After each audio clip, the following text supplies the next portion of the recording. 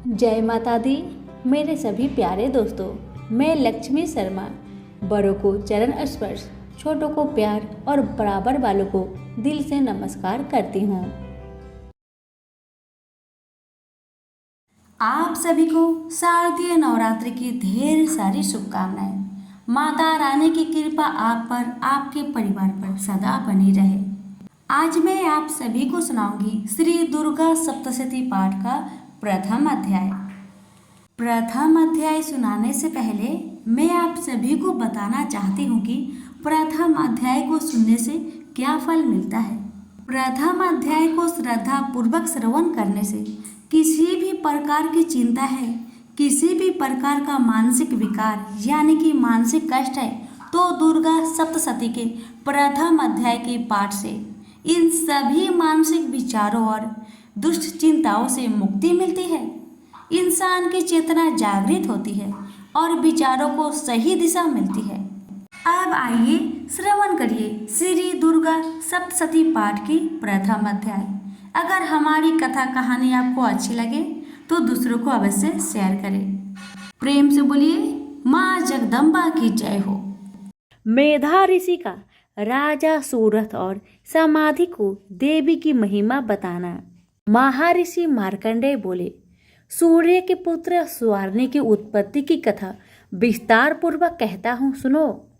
स्वर्णी महामाया की कृपा से जिस प्रकार मनवंतर के स्वामी हुए उसका हाल भी सुनो। पहले स्वरोचिष नामक मनवंतर में चैत्र में उत्पन्न हुए सूरथ नाम के एक राजा थे। सारी पृथ्वी पर उनका राज्य था।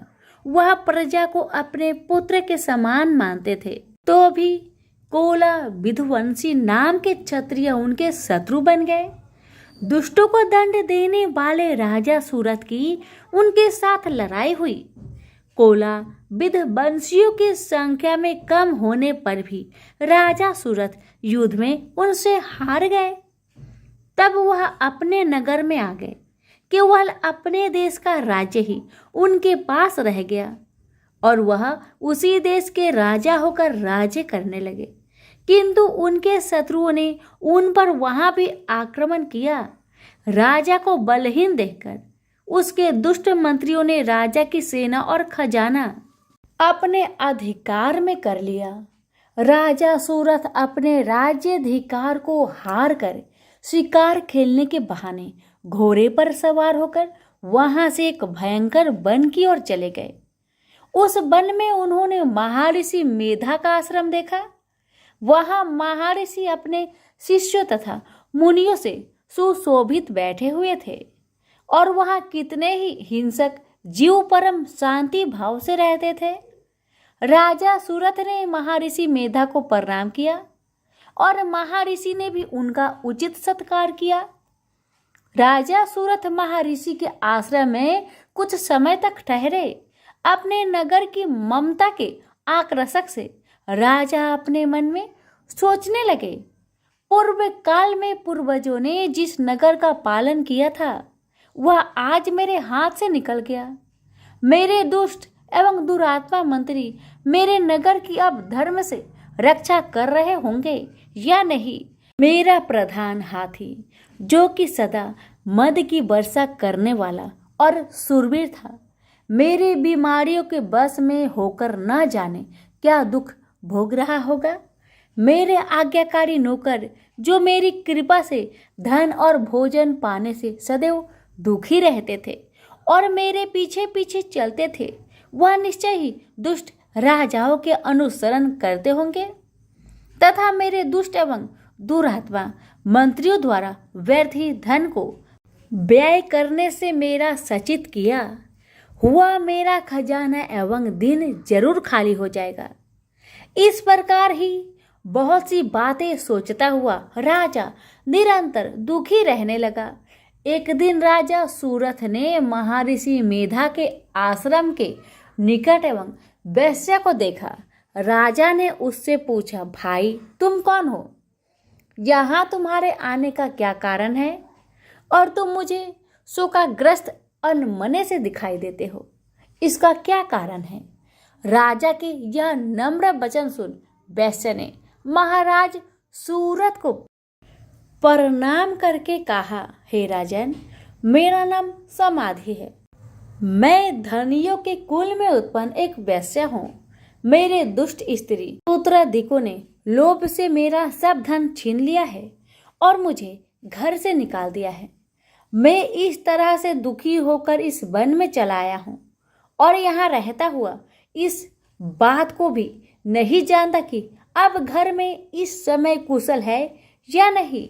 यहाँ मैं अपने परिवार का आचरण संबंधी कोई समाचार भी नहीं पा सकता कि वह घर में इस समय कुशल पूर्वक है या नहीं। मैं अपने पुत्र के संबंध में ये भी नहीं जानता कि वह सदाचारी है या दुराचार में फंसे हुए हैं। राजा बोले, जिस धन के लोभी स्त्री पुत्रों ने तुम्हें घर से निकाल दिया है, फिर भी तुम उसी का चित्त में उनसे प्रेम करते हो।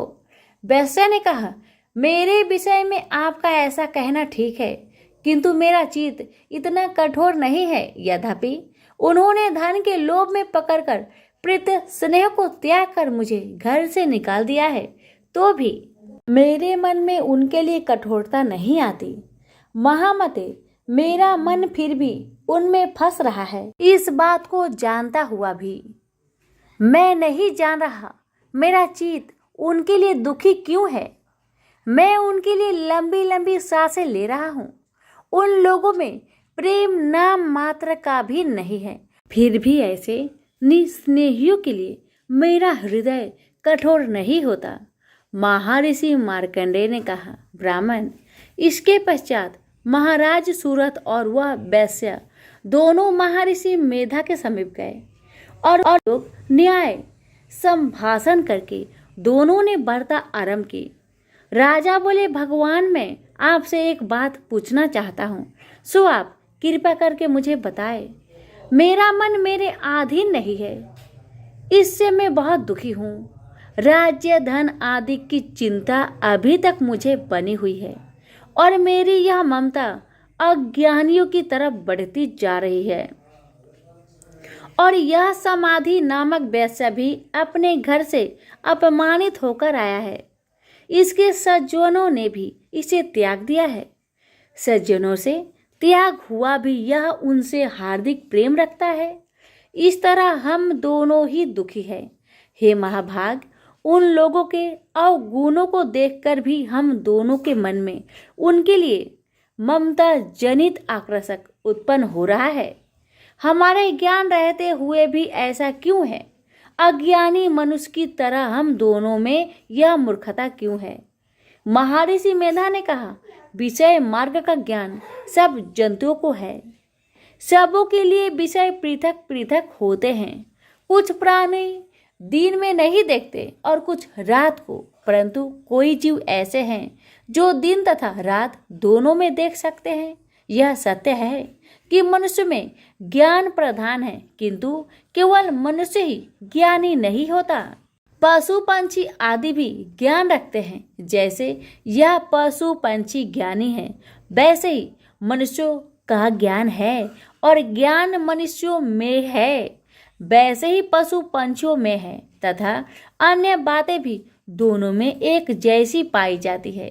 ज्ञान होने पर भी इन पंछियों की ओर देखो कि अपने भूख से पीड़ित बच्चों की चोंच में कितने प्रेम से अन्न के दाने डालते हैं। राजन, ऐसा ही प्रेम मनुष्य में अपनी संतान के प्रति पाया जाता है। लोभ के कारण अपने उपकार का बदला पाने के लिए मनुष्य पुत्रों की इच्छा करते हैं और इस प्रकार मोह के गड्ढे में गिर जाते हैं। भगवान श्री हरि की जो माया है, उसी में यह संसार मोहित हो रहा है। इसमें आश्चर्य की कोई बात नहीं, क्योंकि वह भगवान विष्णु की योग निद्रा है। यह माया ही तो है जिसके कारण संसार मोह में जकड़ा हुआ है। यही महामाया भगवती देवी ज्ञानियों के चित्त को बलपूर्वक खींचकर मोह में डाल देती है और उसी के द्वारा संपूर्ण जगत की उत्पत्ति होती है। यही भगवती देवी प्रसन्न होकर मनुष्य को मुक्ति प्रदान करती है। यही संसार के बंधन का कारण है। तथा संपूर्ण ईश्वरों की भी स्वामिनी है। महाराज सूरथ ने पूछा, भगवान वह देवी कौन है जिसको आप महामाया कहते हैं? ब्राह्मण, वह कैसे उत्पन्न हुई और उसका कार्य क्या है? उसके चरित्र कौन कौन है? प्रभु, उसका जैसा प्रभाव हो, जैसा स्वरूप हो, वह सभी मुझसे कृपा करके कहिए, मैं आपसे सुनना चाहता हूँ। महर्षि मेधा बोले, राजन, वह देवी तो नित्य स्वरूपा है, उससे यह संसार रचाया गया है, तब भी उसकी उत्पत्ति अनेक प्रकार से होती है। वह सब आप मुझसे सुनो। यह देवताओं का कार्य सिद्ध करने के लिए प्रकट होती है। उस समय वह उत्पन्न हुई कहलाती है।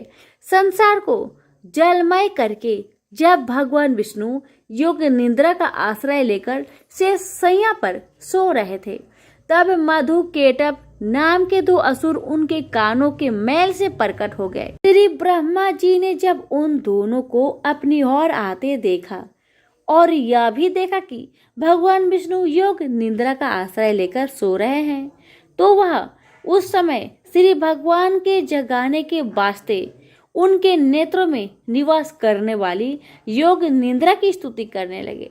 श्री ब्रह्मा जी ने कहा, हे देवी, तुम ही स्वाहा, तुम ही स्वधा और तुम ही वष्टकार हो। स्वर भी तुम्हारा ही स्वरूप है। तुम ही जीवन देने वाली सुधा हो। नित्य अक्षर प्रणव में आकार उकार मकार, इन तीनों में मात्रा के रूप में तुम ही स्थित हो। इनके अतिरिक्त जो बिंदु रूपा अर्ध मात्रा है, जिसका कि विशेष रूप से उच्चारण नहीं किया जा सकता है, हे देवी, वह भी तुम ही हो। हे देवी संध्या, सावित्री तथा परम जननी तुम ही हो।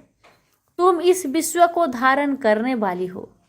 तुमने ही इस जगत की रचना की है और तुम ही इस जगत का पालन करने वाली हो और तुम ही कल्प के अंत में सबको भक्षण करने वाली हो।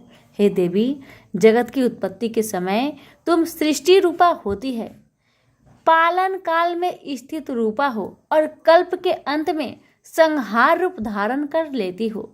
तुम ही महाविद्या, महामाया, महामेधा, महारात्रि और मोहरात्रि हो।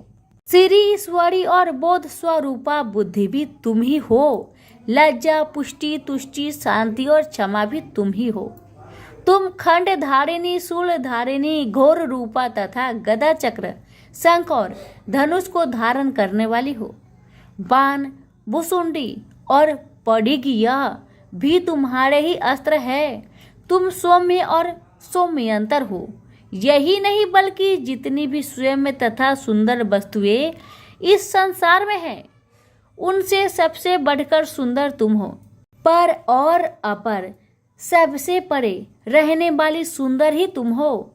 हे स्वर्ग रूपे देवी, जो भी सत असत पदार्थ है और उनमें जो शक्ति है वह तुम ही हो। ऐसे अवस्था में भला तुम्हारी स्तुति कौन कर सकता है? इस संसार के सृष्टि, पालन और संहार करने वाले जो भगवान हैं, उनको भी जब तुमने निंद्रा के वशीभूत कर दिया है, तो फिर तुम्हारी स्तुति कौन कर सकता है?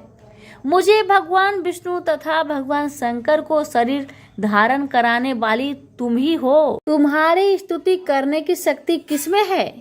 हे देवी, तुम तो अपने इन उद्धार प्रभाव के कारण ही परेशानी हो। मधु और केटप जो भयंकर असुर है, इन्हें तो मोह में डाल दो और श्री हरि भगवान विष्णु को भी जल्दी जगा दो और उनमें इनके मार डालने की बुद्धि भी उत्पन्न कर दो।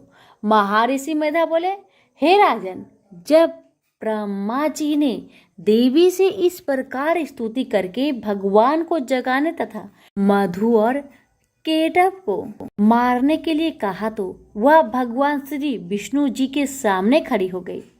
उनके ऐसा करते ही भगवान श्री हरि तुरंत जाग उठे और दोनों असुरों को देखा, जो कि अत्यंत बलवान तथा पराक्रमी थे और मारे क्रोध के जिनके नेत्र लाल हो रहे थे और जो श्री ब्रह्मा जी का वध करने के लिए तैयार थे। इस पर उन दोनों दुरात्मा असुरों के साथ भगवान श्री हरि पूरे 5000 वर्ष तक लड़ते रहे। एक तो वह अत्यंत बलवान तथा पराक्रमी थे, दूसरे महामाया ने भी उन्हें मोह में डाल रखा था। अतः वह श्री भगवान से कहने लगे, हम दोनों तुम्हारी वीरता से अत्यंत प्रसन्न हैं, अतः तुम हमसे कोई वर मांगो। भगवान ने कहा, यदि तुम मुझ पर प्रसन्न हो तो अब तुम मेरे हाथों से मर जाओ, बस इतना सा ही वर मैं तुमसे मांगता हूँ। यह दूसरे वर से क्या प्रयोजन है? महर्षि मोधा बोले। इस तरह से जब यह धोखे में आ गए और अपने चारों ओर जल ही जल देखा तो भगवान श्री हरि से कहने लगे, जहाँ पर जल न हो, सूखी जमीन हो, उसी जगह हमारा वध कीजिए। महर्षि मेधा कहते हैं, भगवान तथास्तु कहकर भगवान श्री हरि ने उन दोनों को अपनी जांघ पर लेटाकर उन दोनों के सिर काट डाले। इस तरह से यह देवी श्री ब्रह्मा जी की स्तुति करने से प्रकट हुई थी। अब तुमसे उनके प्रभाव का वर्णन करता हूँ, सो सुनो। प्रेम से बोलिए माता रानी की जय। यहीं पर हमारी श्री दुर्गा सप्तशती पाठ प्रथम अध्याय समाप्त हुआ।